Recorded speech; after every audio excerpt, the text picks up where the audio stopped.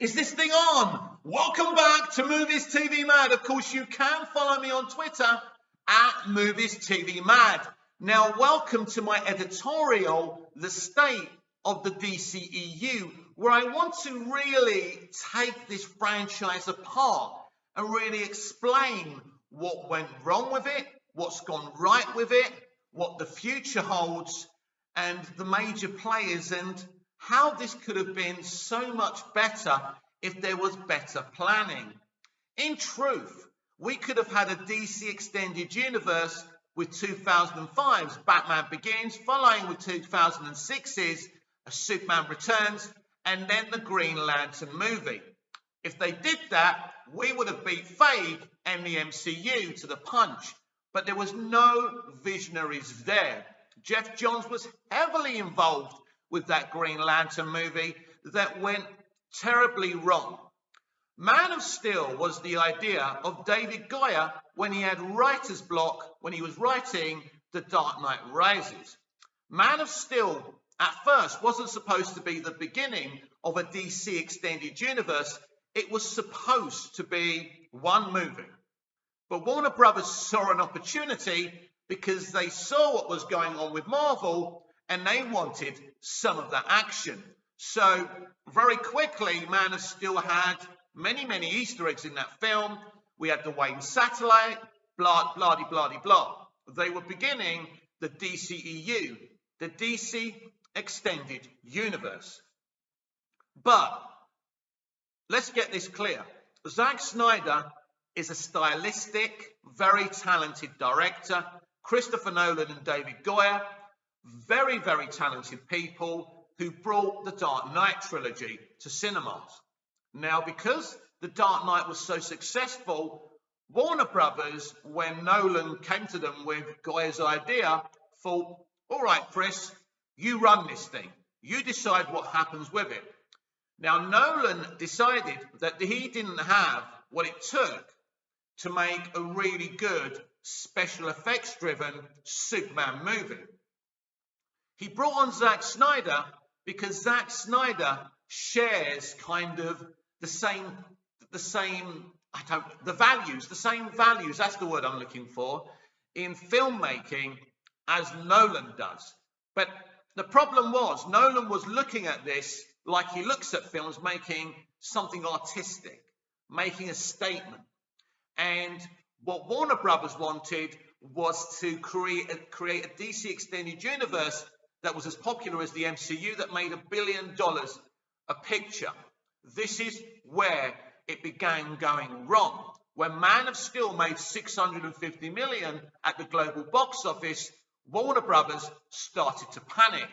So instead of doing a Batman solo movie, a Cyborg solo movie, a Green Lantern solo movie, right? They decided, oh no, we need to make lots of money. Let's cross over Batman and Superman. Let's introduce Batman in a Man of Steel sequel. And this really was the decision. It was the rod that broke the camel's back. So one moment it was the Nolan verse, but Nolan quickly went away. Nolan protected Snyder from WB's interference with Man of Steel. It was their money. They wanted an extended universe that would attract the mainstream audience. But what you do not do when you want this is bring in people like Nolan, who brings in Snyder. I like Snyder's DC movies, but he's gone on record saying he doesn't make movies for the mainstream audience. But WB wanted comic book movies, CBMs, for the mainstream audience. So the whole thing was messed up from the beginning. There's been a lot of confusion. What's the Snyderverse? What's the Hamada Verse? It's very confusing for the mainstream audience. So let me explain it to you. Man of Steel, Batman vs. Superman, Suicide Squad, Wonder Woman 2017 were all part of Zack's vision for an extended universe. So when we leave that, we get Justice League, nothing to do with Zack. He takes Zack's movie, they take Zack's movie, pick it apart, and try and make it into a happy-go-lucky, bright-coloured, fun superhero movie, but it's rushed. They have to get this out at the same time that Zack's Justice League movie was going to come out.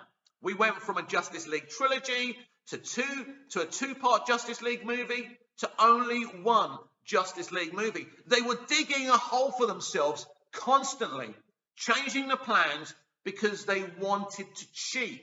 The MCU were under very little pressure. Let's go to the MCU. Not many people were talking about the MCU during Iron Man. I mean, Iron Man was a huge movie in the sense this was the beginning of an independent studio, Marvel Studios, because this was before Disney bought them, that was creating a CBM universe. So there was a lot of attention with Iron Man. Iron Man 2 wasn't the best of movies. A lot of Marvel fans weren't happy. A lot of people didn't like the Captain America movie, the first Avenger. I thought it's a great movie. The MCU only became like this big thing, the biggest thing ever, when people saw the first Avengers Ensemble. That's when everything MCU, no matter how good, bad, or indifferent or mediocre it was embraced by the audience. It was unparalleled, and Warner Brothers wanted some of that action, but they wanted to cheat. So this is why they threw Batman into a Man of Steel sequel instead of giving Batman a solo movie. When Batman vs. Superman didn't work out, all hell broke loose because it was a very divisive movie. For me, it's a beautiful, stylized movie with something very, very interesting to say. The Snyderverse is actually a very good connective franchise if you look at Man of Steel. It continued, BVS continues straight after Man of Steel, or a few months later, 18 months later. We see Batman's perspective, or Bruce Wayne's perspective, of the Battle of Metropolis. Then in Suicide Squad, we hear Waller say, Superman changed the world when he flew across the sky. He changed it again when he didn't. Connective tissue. Now, Wonder Woman 2017 would have had more connective tissue where the Snyderverse was concerned, but they were worried, so they tried to take it away a little bit, but it still had her talking or emailing Bruce Wayne, and Bruce Wayne sent her the picture that she was after in the previous film.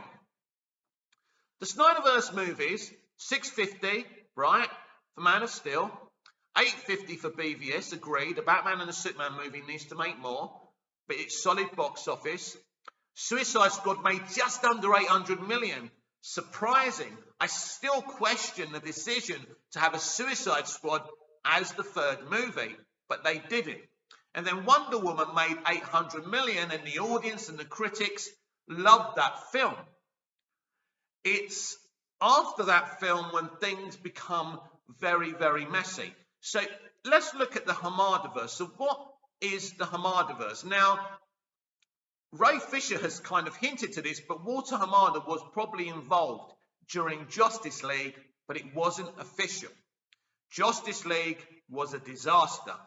A professional company should never make a reactive decision like this. We were told Joss was Zack's friend. He was just going to finish up the film for him.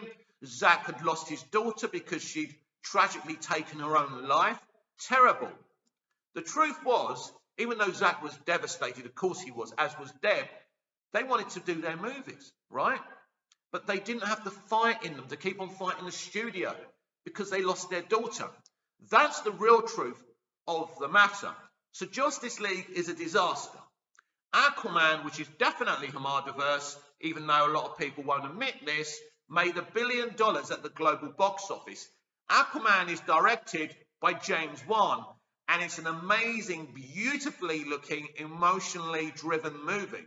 It's great. It's a success. Shazam doesn't make as much money as Aquaman, but it makes more than what they spend. It was a very cheaply made movie, and kids and families enjoyed it. Result, right? Things started to come apart, though, with Birds of Prey, because instead of Walter Hamada grabbing hold of that film, and I'm not even sure if Birds of Prey should have been the next DCEU movie, they allowed Margot Robbie's production company, Lucky Chap, to run everything. They went and appointed Kathy Yan as director, a lady who's a very good director in the independent circuit, but she didn't have a clue how to make great action. Birds of Prey isn't a bad movie. It's feminist, and gender political elements that are the problem with that film. Birds of Prey was a flop and only made a little bit more than its budget. Then Wonder Woman 84. Now, the history of Wonder Woman 84 is very interesting because this film was supposed to be released in 2019. They delayed it. They went back and reshot it. Now, Grace Randolph, before they decided to delay it, came out and said that WB were thinking of making Wonder Woman 84 have this Flashpoint scenario. Not like Flashpoint, but certain decisions that Diana makes in the film change the timeline. As soon as Grace came out and said this, we heard that they were delaying the movie and reshooting it.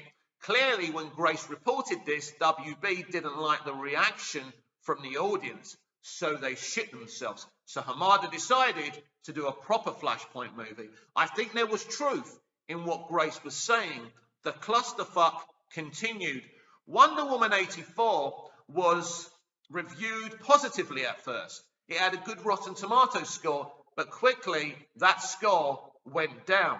Wonder Woman 84 isn't the worst movie in the world, but it has so many plot holes, and you can tell the person who made Wonder Woman 84 didn't make Wonder Woman 2017. Patty Jenkins told the actors where to look up to the sky and say blue, and she won some wars. But ultimately, Wonder Woman 2017, the first movie, is one of the best comic book movies ever made.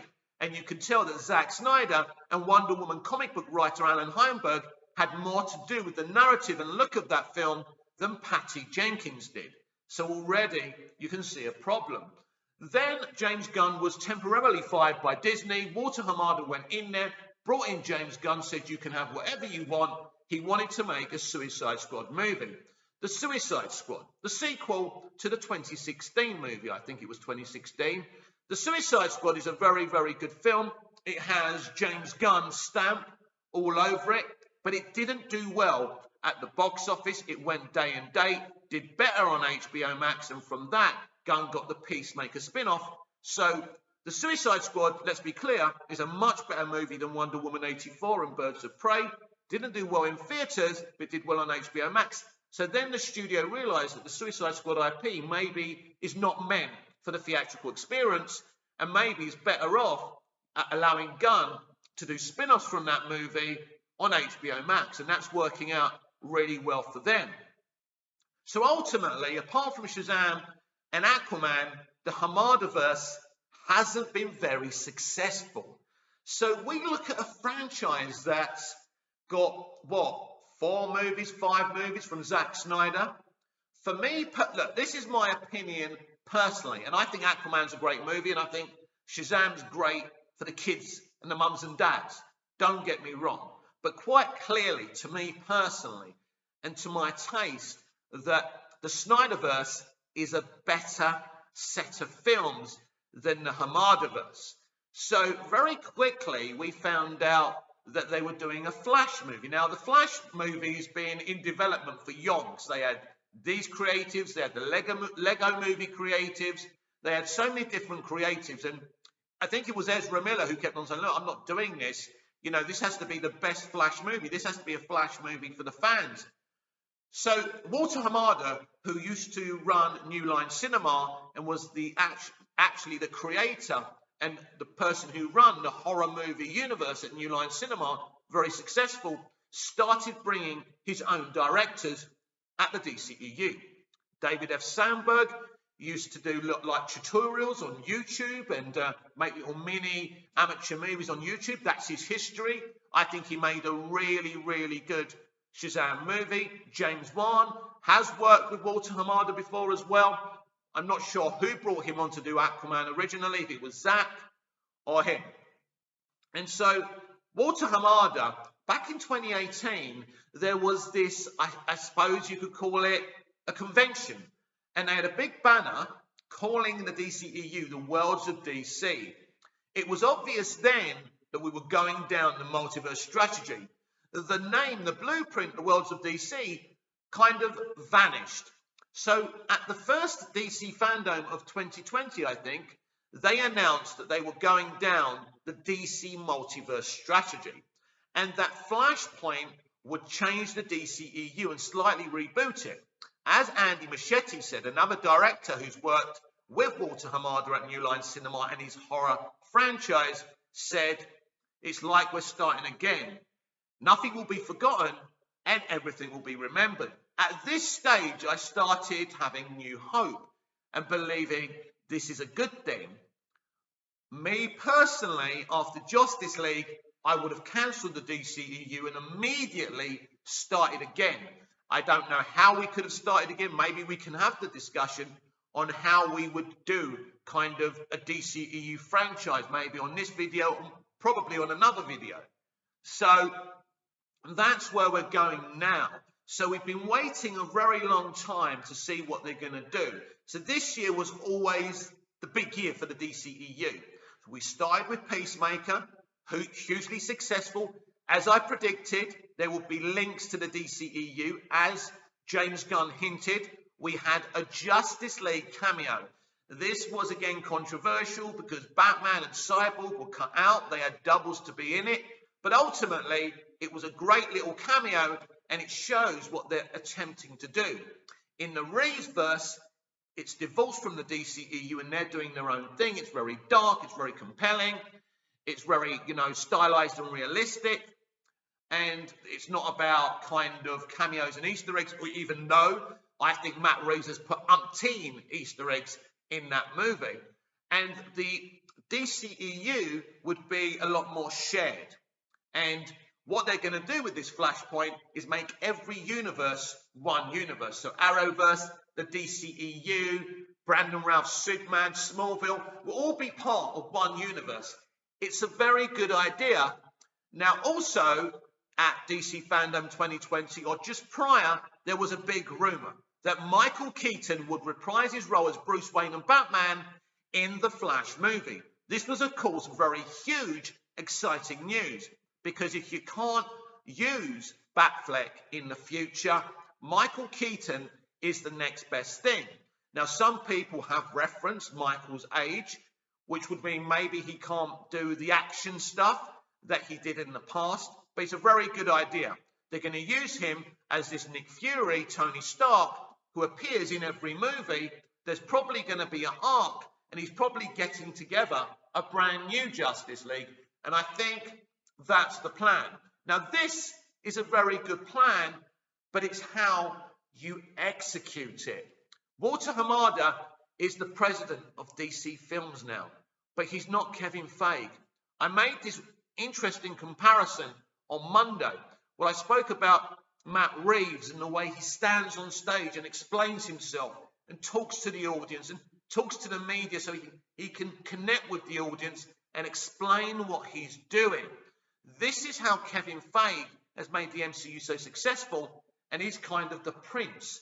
He stands there. The fans like him. He's a rock star to them. He's the showrunner of this universe. The man's very, very clever. Now, Matt Reeves is in the same vein. Yes, he's a writer-director, but he's also this personality who stands there and talks to the audience and talks to the customer. And because of the accusations towards Walter Hamada, when Ray Fisher wanted this investigation to investigate things that happened during the Justice League reshoots, Walter Hamada went missing. That's not the only problem here, but you can't have a president of DC Films who's not on Twitter because he's too scared of the abuse and too scared of too many questions. And then you've got the other kind of impending thing that's happening, which is the Discovery merger with Warner Media, which will make the company Warner Media. I feel, and many industry experts feel, this is the best thing to ever happen to Warner Brothers. Zaslav and Discovery are a huge documentary company. They do cooking channels, they do, nature, they do space documentaries. But Zaslav has admitted he's not an expert on movies and TV dramas because he's never worked in that realm. So he's moved to Hollywood and he's taken advice from the best people. also promising to talk to creatives and directors that Warner Brothers and AT&T and Jason Kilar have upset. A couple of those would be Zack Snyder and, of course, Christopher Nolan, who was very upset about the day and date. Those discussions have happened because let's go back to 2017 and Justice League.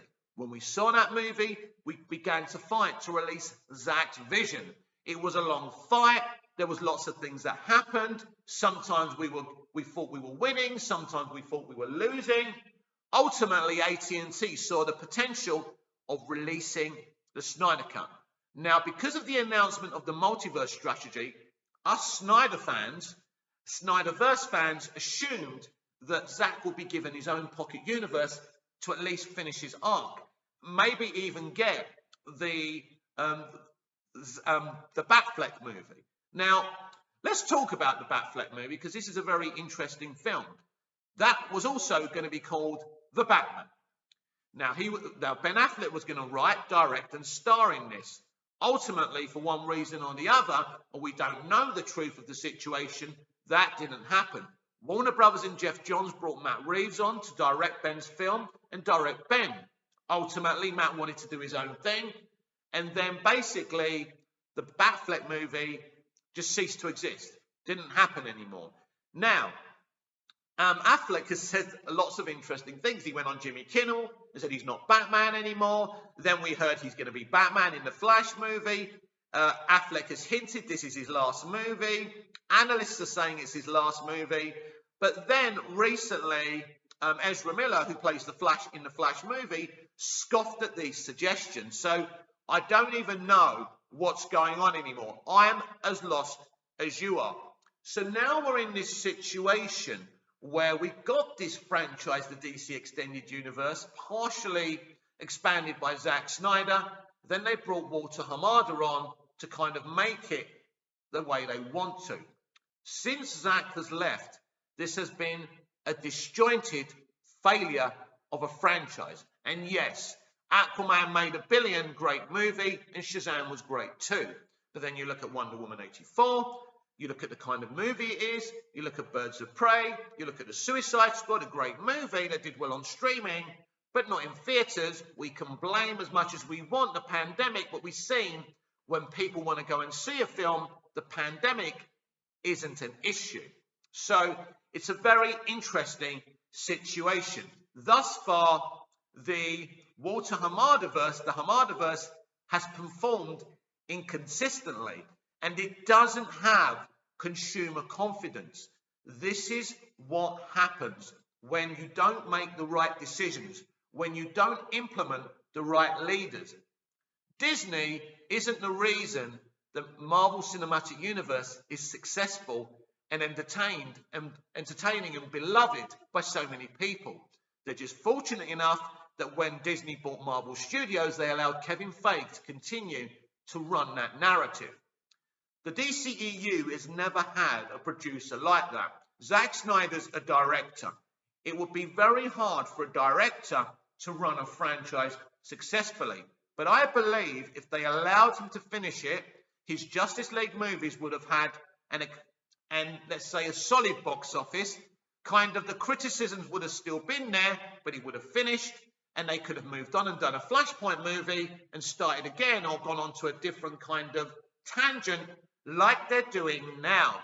What they've done by panicking and being reactive is created such a mess of a situation.